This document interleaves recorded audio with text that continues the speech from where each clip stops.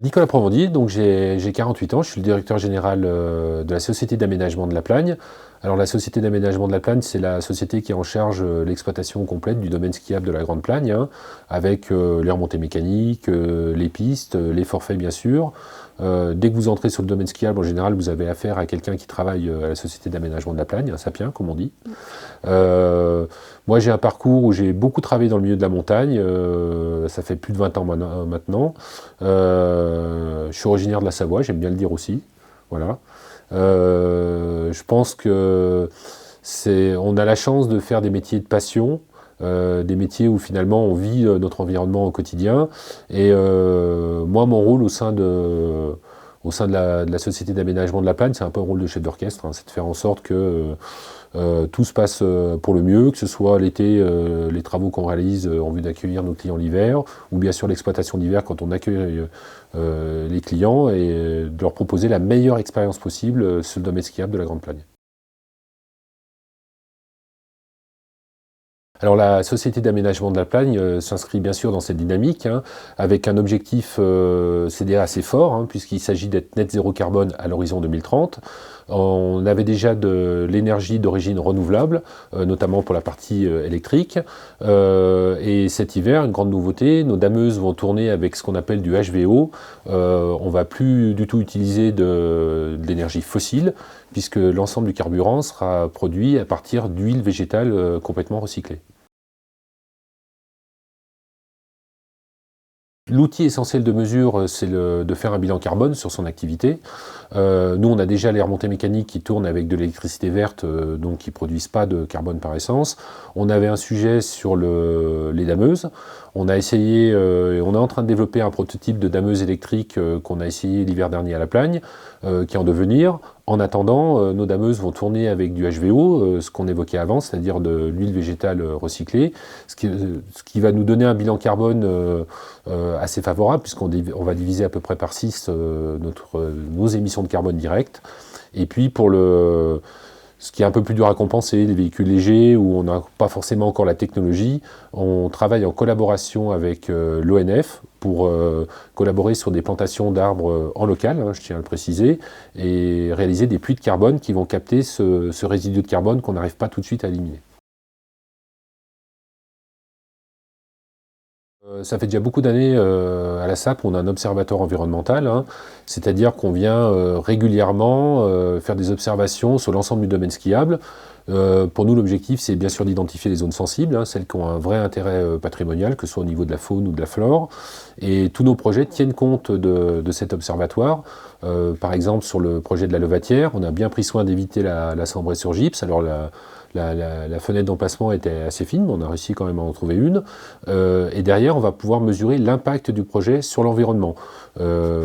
Typiquement, si on a des espèces qui viennent recoloniser les zones qui ont été terrassées, en général c'est le cas, mais on mesure à quelle vitesse et si elles se réimplantent bien, ou si on a fait des déplacements d'espèces protégées par exemple, on arrive à mesurer aussi si la réimplantation qu'on a faite se passe bien et combien on a de replants et si l'espèce finalement prospère à l'endroit où on l'a réimplantée. Donc toutes ces thématiques là sont bien sûr intégrées dans notre observatoire, avec un autre volet aussi qui est bien sûr le volet paysager, hein.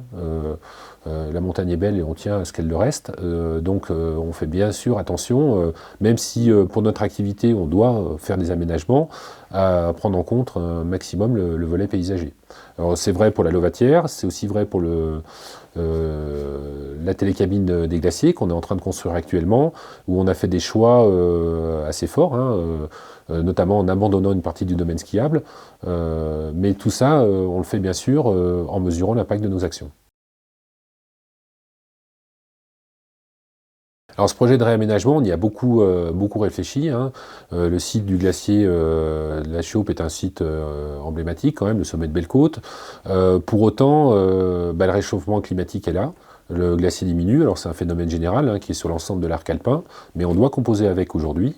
Et la question s'est posée de dire on veut à tout prix maintenir ce site d'altitude, j'ai envie de dire un peu coûte que coûte, ce qui aurait nécessité des travaux colossaux et ce qui aurait eu un impact fort, même très fort sur le site, hein. pour maintenir ça, avec une garantie de résultat qui était pas forcément là non plus.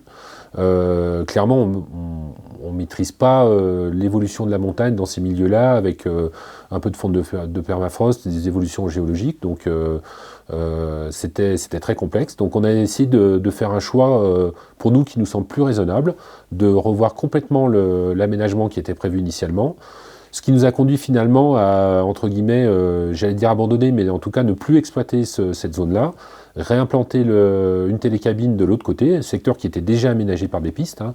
Il n'était pas question pour nous d'aller réaménager un nouveau secteur, bien sûr. Hein. Mais par contre, sur ce nouveau projet, on sait qu'on est sur du Rocher 5, qu'on n'aura pas à y revenir, et donc finalement, on a bien sûr l'impact initial des travaux actuels, hein, mais le projet sera pérenne dans le temps. C'est quelque chose qui va durer 30, 40, voire même 50 ans à cette altitude. Et donc l'impact est limité aux travaux initiaux, et on n'aura pas de pelle mécanique à faire remonter ou je ne sais quoi. Donc pour nous, c'est un projet beaucoup plus raisonnable. Alors c'est un vrai changement d'état d'esprit, hein, de façon de penser en tout cas. On a aussi perdu un petit peu en altitude. Mais on continue à offrir aux clients de la Plagne un domaine de haute altitude avec des avantages. Par exemple, le point de vue est enfin pour moi plus joli, et avec une vue sur le Mont Blanc qui est juste exceptionnelle. Du ski peut-être un peu plus commercial, hein, parce que sur la Chaupe, on avait une piste noire, et des travaux qu'on maîtrise bien. Alors sur le site actuel du glacier de la Chaupe, notre objectif, c'est de démanteler l'intégralité des installations qui sont présentes aujourd'hui et de le faire sous 2 ans. Pour rappel, on a une gare d'arrivée de télécabine, les pylônes qui vont avec, bien sûr, et 2 télésièges. La seule question qu'on se pose, c'est on a un chalet des pistes, un poste de secours, qui est un chalet bois.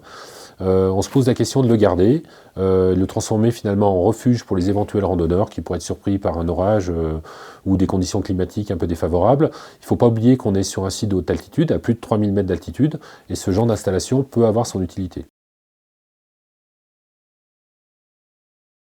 Bah, un projet, c'est un cycle, hein. Ça veut dire qu'au départ, il y a une idée qui naît en disant on a un secteur à réaménager ou à re-aménager, ou une remontée mécanique à remplacer, ou telle ou telle problématique sur le domaine skiable. On a une petite réflexion interne. Ensuite, on va s'entourer, ou en tout cas interroger tous les acteurs locaux. Hein. Ça passe par les ESF quand on a l'occasion de skier avec eux sur le domaine skiable. On a bien sûr les élus de la Grande Plagne, les institutions comme l'ONF, les services de l'État, et tout ça nous permet d'alimenter le projet en idées. On a eu le parc de la Vanoise aussi, typiquement sur le domaine du glacier, d'alimenter le projet en idées, de le faire mûrir, et puis d'arriver à un projet abouti, on espère au meilleur projet possible en tout cas, et c'est bien ce foisonnement d'idées qui fait que on arrive à, en tout cas, une idée qui nous séduit et qui, on l'espère, va séduire aussi nos clients.